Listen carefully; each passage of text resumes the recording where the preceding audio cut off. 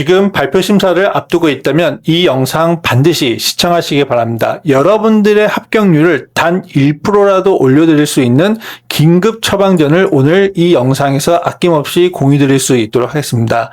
첫 번째, 무엇보다도 심사위원들이 안 뽑아주고 싶은 아이템은 발표 심사의 어느 부분에서 좌우되는지를 여러분들 반드시 확인하실 필요가 있습니다.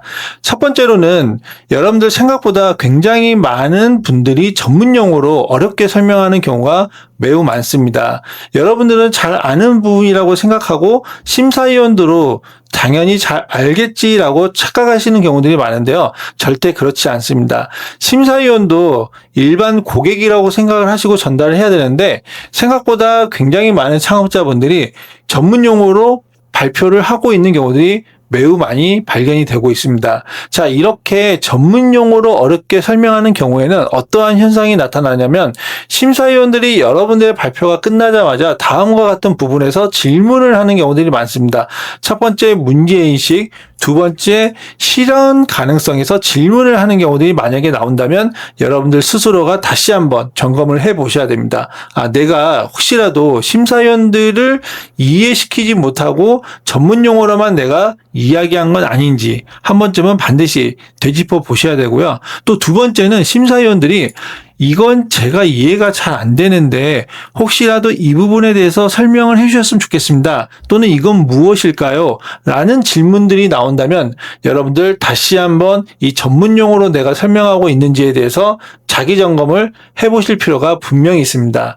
다만 전문 용어를 써야 되는 부분도 분명히 있습니다.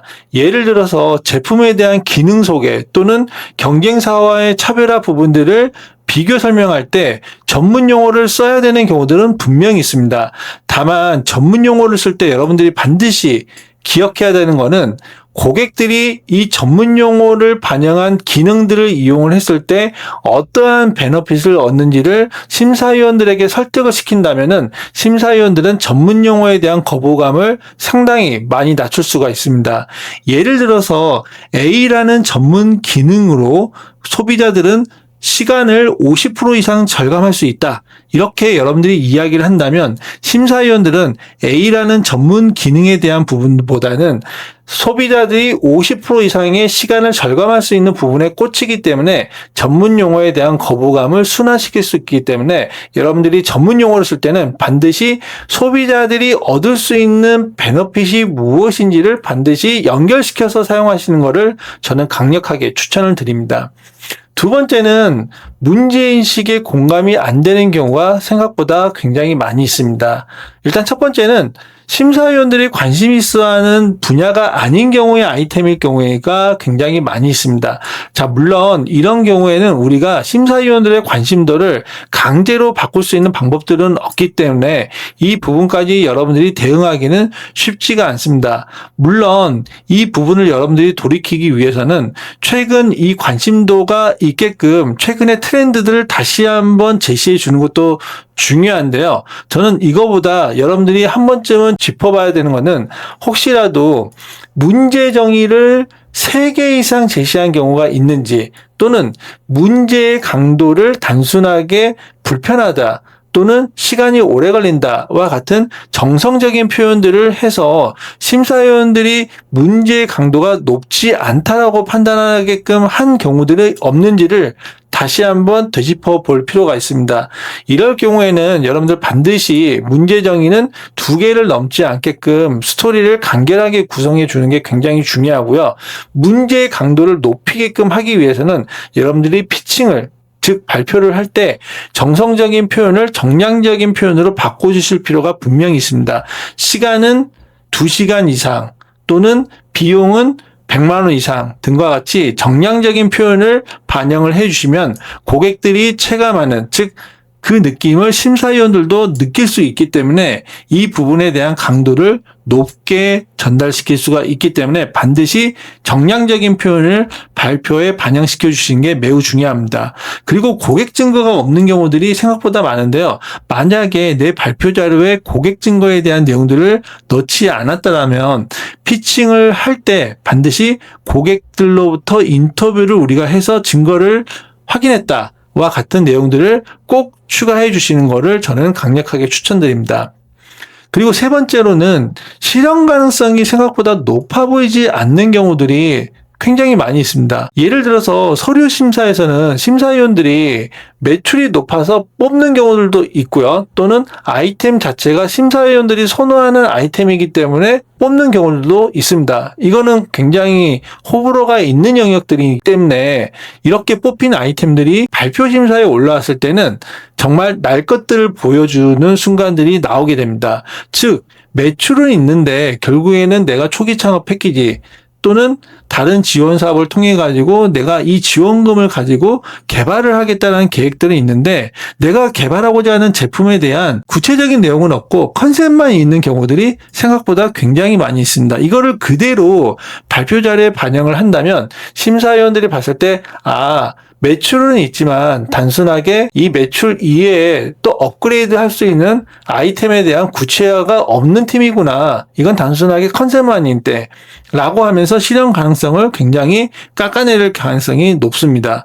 또 그리고 여기에서도 컨셉이 있지만 또는 MVP나 프로토타입에 대한 고객 증거 내용들이 없다면 이 부분에 대한 부분도 실현 가능성을 낮게 볼 경우가 굉장히 높습니다. 또 그리고 커스터머 애쿼시션 코스트 또는 라이프타임 밸류와 같은 전문적인 수치가 없다라고 한다면 심사위원들이 봤을 때 여러분들의 아이템을 실현 가능성이 낮게 보는 경우들도 굉장히 높습니다. 그리고 또 파트너십이나 네트워크에 대한 실체가 없는 경우, 즉 발표 자료에 우리는 파트너십도 맺고 네트워크도 맺을 계획을 갖고 있다. 이거보다는 우리는 어디 업체와 파트너십을 맺을 준비를 하고 있고 또는 맺고 있는 중이고 또는 협의를 하고 있는 중이고 또는 맺고 있다와 같은 구체적인 행동 계획을 보여주지 않으면은 실현 가능성을 낮게 볼 케이스가 굉장히 높습니다. 그렇기 때문에 여러분들 실현 가능성을 높여주기 위해서는 가급적이면 컨셉보다는 구체적인 MVP나 프로토타입을 우리가 고객들을 대상으로 확인을 했다라는 부분들을 반드시 발언에 포함을 시켜주시는 것도 매우 중요하고요. 또 두 번째로는 커스터머 애쿼시션 코스트, LTV와 같은 고객을 확보하기 위해 우리가 얼마의 예산을 썼는지, 그리고 또 고객들이 우리 서비스를 한번 구매하면 1년 동안 또는 6개월 동안 얼마의 비용을 쓰는지에 대한 전문적인 수치들을 반드시 투자자들에게 피칭으로 전달하실 필요가 분명히 있습니다. 또 그리고 파트너십 네트워크도 반드시 현재 진행 중인지 또는 진행했는지와 같은 실행에 대한 내용들을 전달하시는 거 저는 매우 중요하게 인식하시고 피칭하실 때 반영해 주신 거를 강력하게 추천드리고요. 또 그 다음에 경쟁사와의 차별화가 잘 안 보이는 경우도 마찬가지로 심사위원들이 탈락시키는 경우가 굉장히 많습니다. 예를 들어서 경쟁사들과 비교를 하더라도 그냥 단순한 기능 비교로 나열하는 경우, 이런 경우가 이제 대표적인 케이스인데요. 이거보다는 여러분들이 앞서서 정의했던 문제 정의, 그리고 이 문제 정의에 대한 해결 방안으로 앞서 실현 가능성에서 연결시켜 줬을 때 여기에서 실현 가능성을 높여주기 위한 우리 제품의 핵심 기능이 무엇인지를 앞서 정의한 문제 정의와의 연결성을 기반으로 해가지고 경쟁사와의 비교 포인트로 잡아주시는 게 매우 중요합니다. 이 부분을 가지고 제시를 해야지 경쟁사와 차별화가 될 수 있고요. 그 다음으로는 진입장벽을 어떻게 만들지에 대한 고민이 전혀 없는 팀도 마찬가지로 심사위원들이 좋지 않게 보는 경우가 굉장히 높습니다. 그렇기 때문에 여러분들이 진입장벽을 만들지에 대해서 지금 당장 고민이 없다면 여러분들이 제시하는 아이템이 고객들의 데이터를 어떻게 뽑아내는지, 그리고 어떤 성격의 데이터인지를 정확하게 심사위원들에게 전달을 시키고 이 데이터를 기반으로 우리가 진입장벽을 다른 경쟁사와 비교 우위로 쌓고, 그리고 여기에서 우리가 2차 비즈니스 모델을 기획할 수 있다는 부분을 자신 있게 전달하실 필요가 분명히 있습니다. 그리고 생각보다 많은 창업자들이 발표 속도에 대한 밸런스를 놓치는 경우들이 매우 많습니다.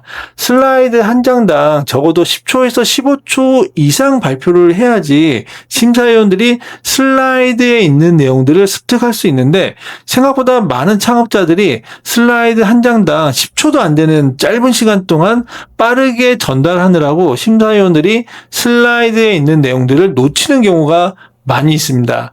저는 여러분들이 혹시라도 발표 자료를 너무 과하게 준비를 했다라고 한다면 다시 한번 여러분들이 슬라이드의 내용들을 보시고 여기에서 꼭 전달해야 되는 내용들만 취득을 하시고 나머지 내용들은 빠르게 스킵을 해가지고 여러분들이 발표 속도에 대한 분량 조절을 해주실 필요가 분명히 있습니다. 이 부분을 생각보다 많은 팀들이 놓치고 있어요.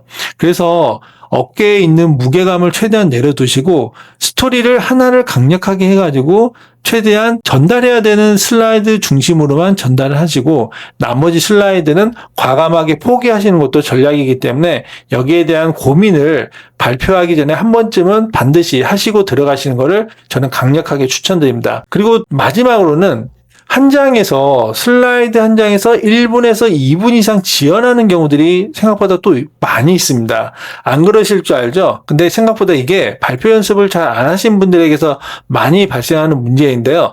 발표 연습을 안 하신 분들은 본인이 발표를 하다가 어떤 단어나 또는 어떤 문구에 꽂히면은 생각보다 여기에 대한 백그라운드를 설명해 주고자 하는 욕심에 사로잡혀가지고 굉장히 길게 소개하는 경우들이 많습니다. 그럼 또 이제 전체 슬라이드당 평균 발표 시간에 대한 밸런스가 많이 깨지는 경우가 나오게 되죠.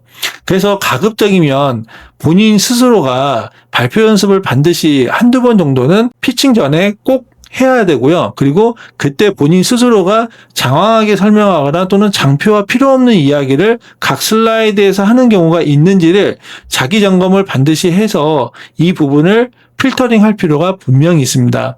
그래서 저는 여러분들이 지금 바로 발표를 앞두고 있다면 긴급 처방전 3가지를 바로 드리고 싶은데요. 첫 번째, 사업적 성과가 여러분들 있다면은 전반부에 여러분들의 사업적 성과를 바로 언급하시는 것을 저는 강력하게 추천드립니다. 예를 들면 표지에서 우리의 사업을 소개할 때도 바로 성과를 언급하시는 것도 중요하고요. 또는 표지 다음으로 여러분들이 문제 배경 얘기할 때 그때도 성과를 언급을 하시고 문제 배경으로 넘어가는 것을 강력하게 추천을 드립니다. 왜냐하면은 성과가 있다면은 심사위원들이 이 팀은 문제인식과 해결 방안에서 논리적인 타당성을 얻었기 때문에 사업적 성과가 있겠구나라고 바로 인식을 하고 문제인식과 여러분들이 실현 가능성 부분을 제시할 때 여기에 대한 신뢰성을 굉장히 높게 가지고 여러분들의 피칭을 듣는 경우가 굉장히 많습니다.